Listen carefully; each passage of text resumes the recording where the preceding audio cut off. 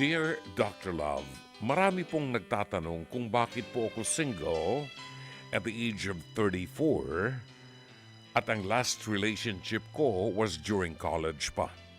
Maybe it's because of one incident that has been bothering me now and then for years. Call me Kathy from Las Piñas. My father died when I was just 5 years old at dahil kailangang matustusan ang mga pangailangan naming mag-ina, my mom had to work in Saudi Arabia when I was about 7 years old. Naiwan ako sa pangalaga ng lola ko at mga tita at tito ko. Madalas namang magpadala si mami noon at pinapadala na rin niya si lola maging sa mga tito at tita ko. When I was about 10 years old, my worst experience started. My tito started molesting me.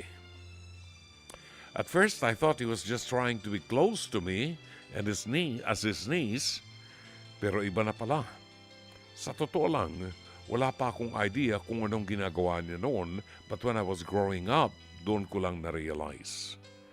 The molestation happened many times at sinabi niyang huwag ko raw sasabihin dahil promise ko raw ito sa kanya bilang tito ko siya.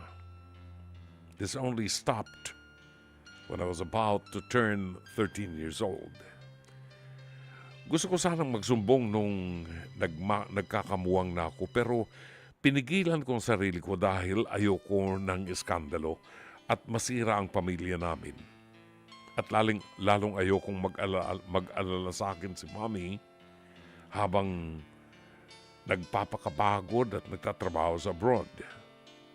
Growing up, a lot of people noticed na may pagka-boyish ang kilos ko. Akala nga nila tomboy daw ako pero sa totoo lang, babae po ako. Hindi ko man sinasadya pero siguro ang pagiging boyish ko was my way of coping and also my defense mechanism para walang pwedeng umabuso o umapi sa akin. Sinusubukan ko rin magka-boyfriend nung college but I could not seem to get intimate with him. Kahit na holding hands o simpleng akbay lamang, nagkakaroon ako ng anxiety. Although naka-get over na ako sa nangyari sa akin, there's still something that's bothering me now. Siguro po ito ang dahilan kung bakit medyo naiilang akong makipagrelasyon.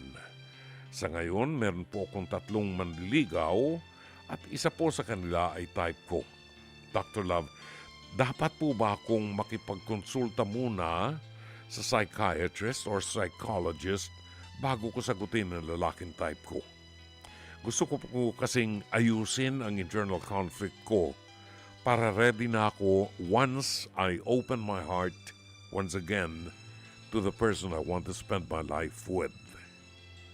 Maraming salamat, Dr. Love. Sincerely, Kathy ng Paranaque. Balikan po natin ang kasaysayan ng ating letter sender na si Kathy ng Paranaque. Maraming salamat, Kathy, sa pagtitiwala mo sa ating programa sa mga kasaysayan katulad ng sayo na very intimate and very confidential pero ipinagkakatiwala mo. Nakalulungkot lang talaga kapag ang tao ay wala ng Diyos sa puso niya. Para ng animal, parang hayop, no? Na ang tanging hangarin ay mapagbigyan ang tawag ng laman.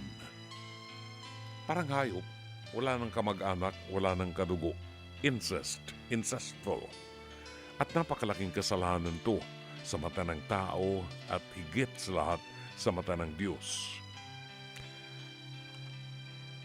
Siguro nga, sasang-ayon ako kay Kathy nang sabihin niya na yung pagiging boyish niya ay baka reaksyon ng kanyang katawan, ng kanyang kaisipan para protektahan ang kanyang sarili.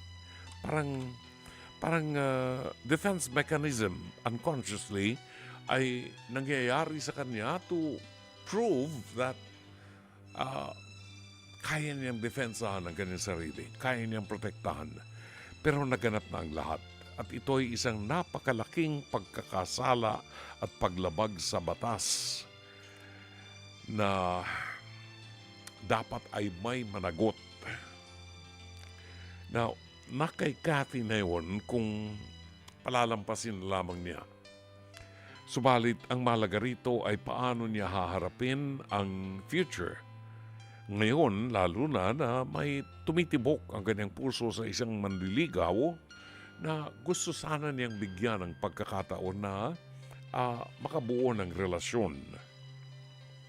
Ito isang magandang indikasyon, Kathy, ng pag-recover mo sa isang traumatic experience na dinaanan mo.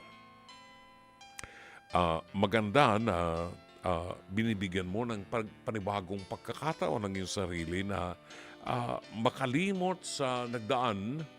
When I say makalimot, hindi naman totally kalimutan, kundi nandyan yan at mahirap kalimutan yan. Kung hindi na tayo mabuhay dun sa alaala ng kahapon at magbigay tayo ng panibagong pagkakataon sa ating sarili para makita natin ang kagandahan ng buhay ng mundo. And falling in love and establishing a relationship with someone you love is the best way to do it. Lamang kung ikaw ay naghahanda na makabuo ng isang pamilya at bumuo ng isang magandang relasyon sa isang lalaking minamahal mo, I would suggest, and there's nothing wrong with it, I would suggest that you consult at least a psychologist para mag-guide ka at mabigyan ka ng magandang counseling doon sa pinagdaanan mo at matulungan ka na makalimot o ilagay sa kahapon yung nagdaan and to start a new life and to give yourself and your loved one a new beginning. Dito lamang maaaring makatulong sa iyo ang mga psychologist para maggabayan ka kung paano mo i-handle ang panibagong yugto ng iyong buhay. Isa ito sa mga madalas naming mapagkwentuhan ng isang magaling na psychologist na kasama natin sa face-to-face harapan si Dr. Camille Garcia.